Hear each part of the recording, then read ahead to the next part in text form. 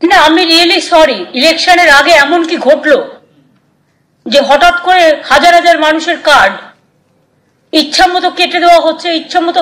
এটা কি মানে গভর্নমেন্ট কি গায়ের জোরে চলে নাকি? গভর্নমেন্টকে তো কতগুলো আইন মেনে চলতে হয়। এটা gross violation of the Aadhaar rules, Aadhaar card rules. এবং প্ল্যানিংটা কি?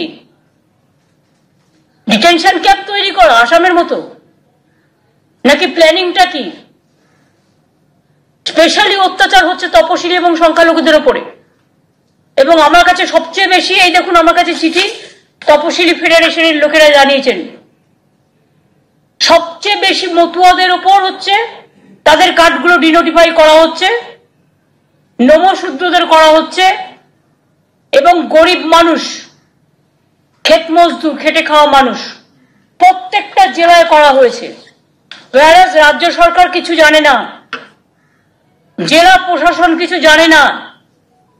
গায়ের জোরে লুঠেরা গভর্নমেন্ট সেন্টারের জমিদারি কায়দায় জমিদারের মতো আচরণ করে। জমিদাররাও আগে এ ধরনের আচরণ করতো না।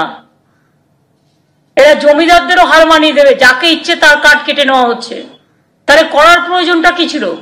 যখন করেছিলেন তখন আপনার কাছে ইনফরমেশন ছিল না? সব ইনফরমেশন নিয়ে এমনকি বডি স্ক্যান করেও তো করেছিলেন। কার কি অসুখ আছে সেটাও তো জেনে করেছিলেন। আধার কার্ডটাকে আপনারা আবার ব্যাংকে লিঙ্ক করেছিলেন, যে ব্যাংকের সাথে লিঙ্ক না হলে ব্যাংকে অ্যাকাউন্ট হবে না আধার কার্ড না থাকলে।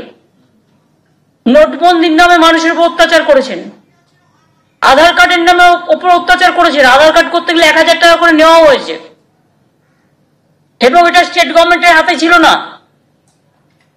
এবং স্টেট বলে দেওয়া হয়েছে আধার কার্ড ছাড়া কেউ কোনো বেনিফিট পাবে না।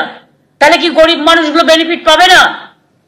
আমি গরিব মানুষগুলোকে, আমার তপশিলি বন্ধু হোক, সংখ্যালঘু বন্ধুই হোক, জেনারেল কাস্টই হোক, মুসলিম বন্ধুই হোক, আমি সবাইকে এটুকু অ্যাসিওর করে বলতে পারি, বেঙ্গলে এনআরসি আমরা করতে দেব না। আমরা জীবন দিয়ে লড়াই করবো, রুখবো।